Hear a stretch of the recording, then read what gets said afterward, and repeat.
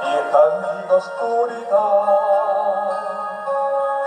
otra vez quisiera hablar, porque he tenido nuevamente una visión que suavemente iba cambiando mi manera de pensar. La oigo hablar, la escucho en el silencio. En sueños caminaba yo entre la niebla y la ciudad, por calles frías desoladas, cuando la luz blanca llegaba, hirió mis ojos y también hirió la oscuridad.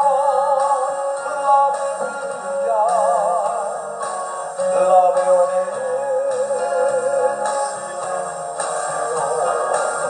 en la desnuda luz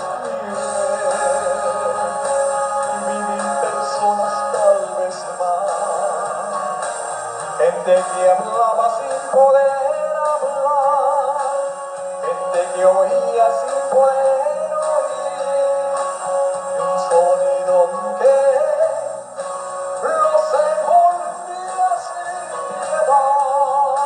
Lo puedo oír, sonidos de silencio.